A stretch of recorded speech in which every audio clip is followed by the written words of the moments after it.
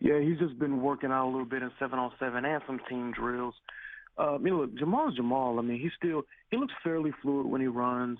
I think he's still regaining trust in the knee a little bit. I think they also have the luxury to let him kind of work back at his own pace. The running back situation is actually pretty good right now.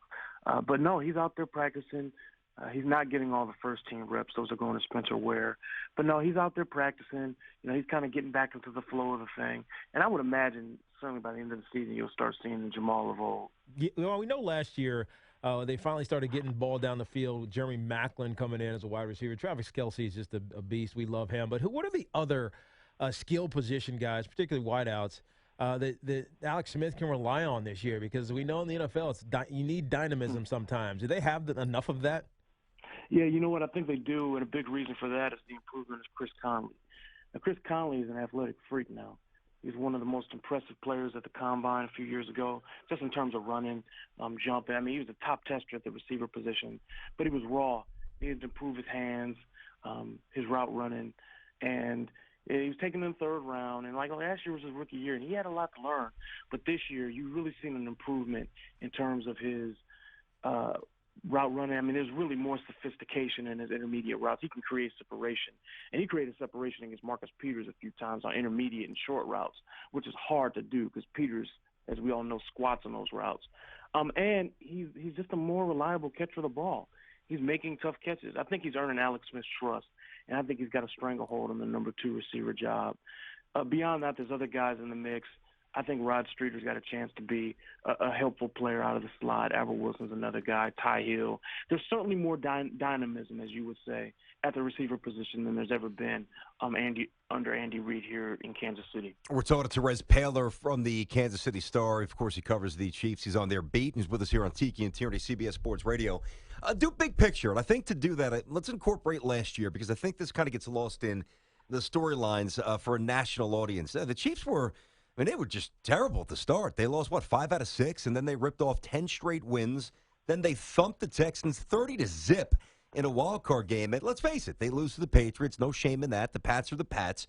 But so as I lay this out, in my mind, the logical next step is either, get to the AFC title game, get to the Super Bowl, win a Super Bowl. But for some reason, Terez, I don't feel emboldened enough to take that leap. Yeah. What am I missing? Is this team really ready to win a championship? No, that's because number 50 is not out there yet.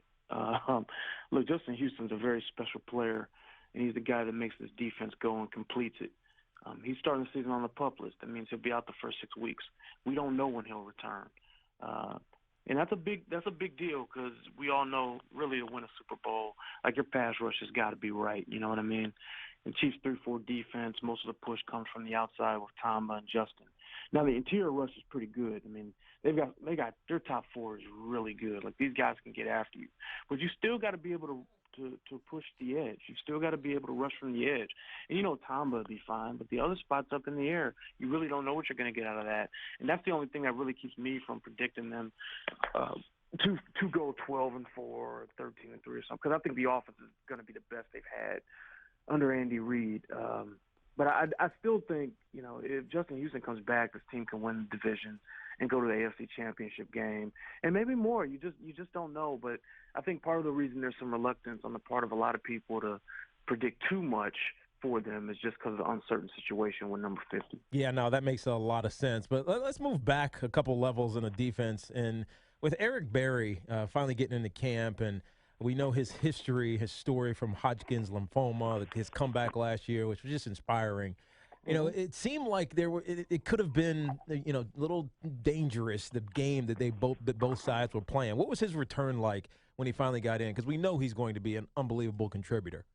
Yeah, you know what? That was the major thing I was looking to see because, sometimes that money stuff bleeds onto the field a little bit. Mm-hmm. And you know that, Tiki. But I'll say this, though.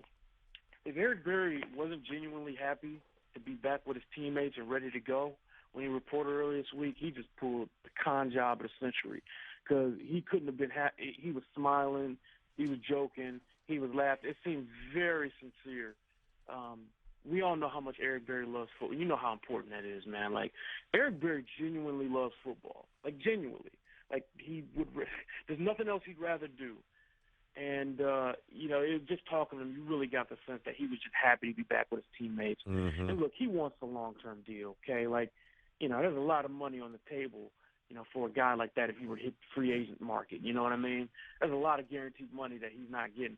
But, look, for him to play the sport he loves and earn $11 million this year, that's not a bad deal. So No. I think they'll get the best of Eric Berry. Terez Paylor, Kansas City beat man for the Star. Chiefs, obviously, a lot of talent. I want to take it back to the quarterback, the offense here. And, locally, it's always interesting the way the fan bases, again, locally, diagnose their quarterback situation. Even if he's good, he's not good enough. If he's average, he's a complete bum. If he's good, he's a Hall of Famer. I mean, the spectrum is all over the map. And I'm curious, what do fans – I know they respect Alex Smith, but do they fully believe in his ability to lead them where they want to go?